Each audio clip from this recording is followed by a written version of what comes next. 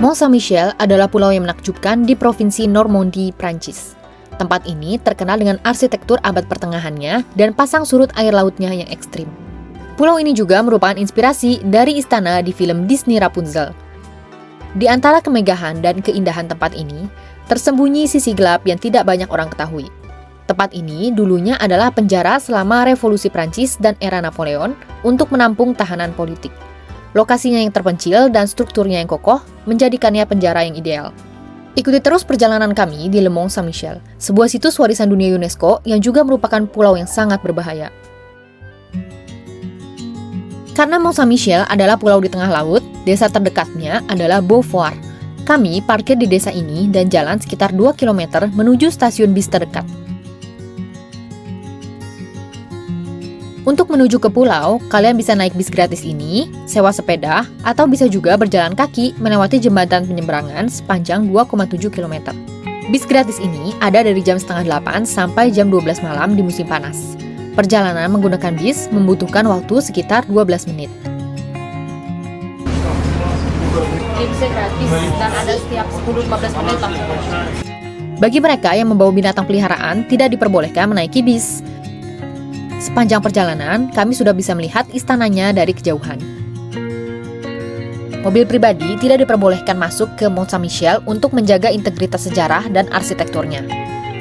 Sambil menikmati pemandangan di sepanjang perjalanan, tidak terasa bis pun akhirnya sampai. Pemberhentian bis ada di 300 meter dari pintu masuk pulau. Dan sampailah kami di Le Mont Saint-Michel. Tempat ini adalah tempat paling turistik di Prancis di luar Paris. Fenomena pasang dan surut di Mont Saint-Michel adalah salah satu yang paling luar biasa. Mont Saint-Michel terletak di teluk dengan pasang surut tertinggi di Eropa. Perbedaan air pasang dan surut di sini dapat mencapai hingga 14 meter. Siklus pasang surut terjadi kira-kira setiap 6 jam sekali dengan 2 kali pasang dan 2 kali surut setiap hari. Seringkali disebut datang dengan kecepatan kuda yang berlari. Arus masuk yang cepat ini bisa berbahaya jika pengunjung tidak berhati-hati. Bukti secepat apa air laut naik akan aku masukkan klip dari video sebelumnya waktu kami berenang di pantai Mont Saint-Michel kemarin. Gila. Airnya cepet banget naiknya. Wow. Parah sih ini, lihat. Ini naik terus airnya. Wow. Aku harus cepet-cepet mundur. Oke. Saking terkejutnya kita secepat itu ternyata air laut naik. Jadi sekarang Flo tandain pakai kayu ini tempat dimana kita taruh sandal-sandal kita. Setelah itu kita tinggalin berenang. Ini benar-benar paling kita berenang cuma 1 menit atau 2 menit maksimal. Dan kita balik lagi ke tempat yang awal. Dan ternyata tempat awalnya udah gak ada, udah kerendam air. Dan kita sekarang udah jauh banget di tengah laut. Tapi walaupun kelihatannya kita tuh ada di tengah laut, lautnya itu dangkal, gak dalam sama sekali. Sekarang aku akan ajak kalian masuk ke dalam pulaunya. Kita lihat yuk di dalam ada apa aja. Sampai akhirnya di Mont Saint-Michel, ini adalah tempat yang paling populer di Prancis selain Menara Eiffel ya tentunya. Dan ini keren banget sih.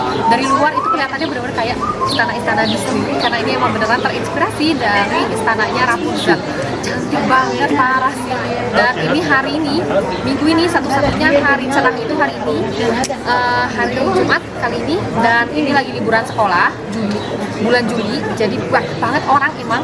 Tadi kesininya kita pakai bus dan bisnya gratis ya teman-teman. Aku nggak tahu kalau bulan lain gratis atau enggak. Pokoknya bulan musim panas Juli Agustus itu bisnya gratis. Yuk langsung aja kita lihat di dalam ada apa. Desa ini dipenuhi jalan-jalan sempit berliku dengan rumah-rumah abad pertengahan. Bangunan di sini seringkali memiliki rangka kayu dan atap yang curam. Mont Saint-Michel juga dikelilingi oleh benteng sebagai bentuk pertahanan.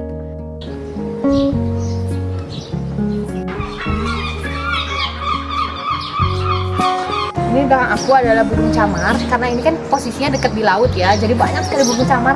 Dan dari tadi suaranya nggak berhenti-berhenti. Terus ini juga Mont Saint-Michel ini jalanan-jalanannya ini sangat abad pertengahan banget. Kalau kalian suka nonton Game of Thrones, ini benar-benar kayak gitu, kayak scene di film-film abad pertengahan. Mirip banget sama persis. Aku nggak tahu apakah Mont Saint-Michel ini pernah dijadikan latar sebuah film. Nanti aku cari ya, kayaknya pernah deh. Ternyata, Mont Saint-Michel pernah menjadi latar dari lebih dari 50 film. Juga menjadi inspirasi dari berbagai film dan games. Contohnya The Lord of the Rings, Assassin's Creed, Mindwalk, dan Rapunzel. Aku suka banget jalan-jalan di gang-gang kecil yang sempit ini, apalagi sambil nikmatin pemandangan rumah-rumah warga yang lucu-lucu. Tapi ada yang gak kalah lucu. Di sini ada banyak banget burung camar dan mereka tuh tingkahnya aneh-aneh. Lucu banget merhatiin mereka. Dari atas sini aku bisa lihat kuburan desa yang ada di bawahnya. Setelah ini kita akan langsung jalan menuju ke atas benteng untuk bisa melihat lautnya dari atas. Pasti indah banget. Nah, jadi hari ini beruntung banget kita nggak ada air pasang. Air pasang sih ada tiap hari, pasang surut, tapi nggak tinggi. Nah, kalau air pasangnya tinggi, ada beberapa hari dalam setahun itu air pasangnya tinggi banget. Tadi aku telepon balik kota, katanya kita benar-benar nggak bisa lewat sama sekali kalau air pasangnya tinggi. Kalian tadi lihat kan, kita naik bis dan lewat ke sejenis jembatan. Waktu air pasang laut sangat-sangat tinggi, itu jembatannya sampai kerendam semua, nggak bisa ada orang yang lewat. Jadi kalau saat pasang banget, itu orang-orang yang ada di pulaunya nggak bisa keluar dari pulau tersebut sampai airnya surut. Wah, keren ya. Pulau ini disebut pulau berbahaya bukan hanya karena pasang surutnya yang ekstrim. Alasan kedua, teluk di sekitar Mont Saint-Michel terkenal dengan area pasir hisapnya. Pengunjung yang menjelajah teluk tanpa pemandu berisiko terjebak dalam pasir hisap. Setelah ini kita akan ke bagian paling penting dari pulau ini, Abbaye de Mont Saint-Michel, sebuah biara megah yang berdiri tepat di atas pulau. Ini adalah situs warisan dunia UNESCO. Biara abad pertengahan yang ikonik ini telah menjadi situs keagamaan dan budaya selama lebih dari 1000 tahun. Biara ini juga berkaitan dengan asal-usul penamaan pulau ini. Dimulai pada tahun 708 Masehi, ketika Aubert, uskup di wilayah ini, mendirikan tempat perlindungan yang didedikasikan untuk malaikat tertinggi yaitu Santo Michael atau Saint Michel dalam bahasa Prancis. Legenda mengatakan bahwa malaikat agung menampakkan diri kepada Aubert dalam mimpi, memerintahkan dia untuk membangun gereja di Pulau Berbatu. Pembangunan biara dimulai pada abad ke-10 dan berlanjut selama beberapa abad, menghasilkan perpaduan unik antara gaya arsitektur Romawi dan Gotik. Mont artinya adalah gunung, dan Saint Michel adalah nama dari malaikat tertinggi umat Kristen.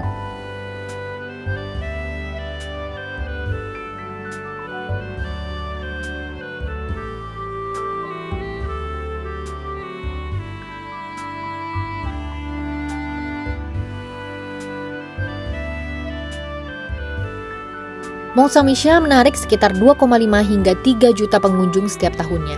Tapi penasaran gak sih apakah ada penduduk lokalnya? Ternyata ada. Sekitar 25 orang tinggal menetap di sini berdasarkan survei tahun 2021. Sekarang waktunya belanja. Di sepanjang gang ini adalah tempat khusus toko oleh-oleh. Ada berbagai macam toko dan cindramata yang bisa dipilih sebagai tanda sudah mengunjungi tempat bersejarah ini. Katuro. Aku diein burung. Saking banyaknya burung di sini, kena deh. Untung bawa tisu basah. Nggak kerasa loh, tadi aku lagi megang-megang baju, terus kok basah bajuku. Ternyata ada yang mampir. Setelah revolusi Prancis, para biarawan harus meninggalkan Abbaye de Mont Saint-Michel karena tempat ini dijadikan penjara negara. Hingga tahun 1863, 14.000 tahanan melewati Bastille of the Seas, di mana pasang surut dan pergeseran pasir membuat pelarian tidak mungkin dilakukan. Pada tahun 1863, atas permintaan para penulis dan seniman, penjara pun ditutup. Tahun berikutnya, layanan monumen bersejarah merestorasi bangunan tersebut dan membukanya untuk umum. Walaupun matahari masih bersinar cerah seperti ini, sekarang sudah jam 7 malam. Waktunya kami mencari makan malam. Ada gang kecil di pinggir jalan yang menarik perhatian kami. Kami pun masuk dan ternyata ditulis kalau ada restoran dengan view pantai di lantai 2. Tu as mangé quoi, Nan? Formule Express 24, je crois. Assiette crudité, moule marinière crème, et après dessert au choix, crêpe. Crêpe au sucre. Santé. Ini makanan khas dari Bretagne. Namanya itu galette sarrasin. Ini tuh crepe tapi asin, crepe asin. Dan biasanya dikasih keju, telur, daging asap, kayak gitu ya. Tepungnya tepung khusus. Il utilise quelle farine? Farine de sarrasin. Farine de sarrasin. Oke. Bon app, bébé.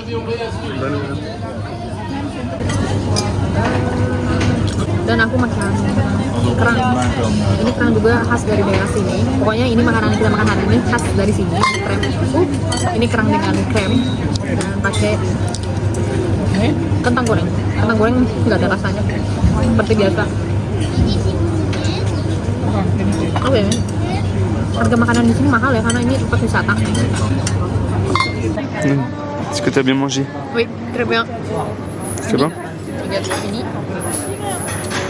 Et après, on va aller à la plage. Tu vas te mettre dans l'eau? Non. Pourquoi? J'ai des chaussures moi. Ah ouais.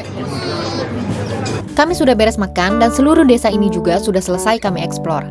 Tersisa tinggal satu tempat lagi, yaitu pantai tepat di depan Mont Saint-Michel. Sekarang waktunya kami turun ke sana.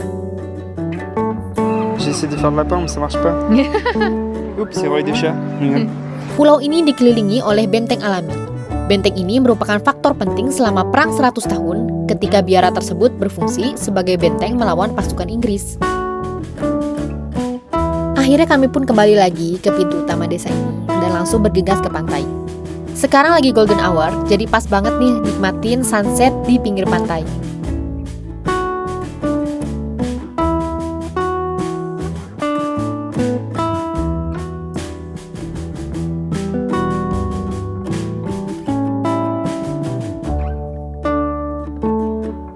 Mont Saint-Michel bukan hanya sebuah keajaiban arsitektur dan sejarah. Tempat ini adalah simbol ketekunan dan kemajuan peradaban manusia. Berdiri kokoh melewati perubahan selama berabad-abad dan terus membuat semua pengunjung terkagum-kagum.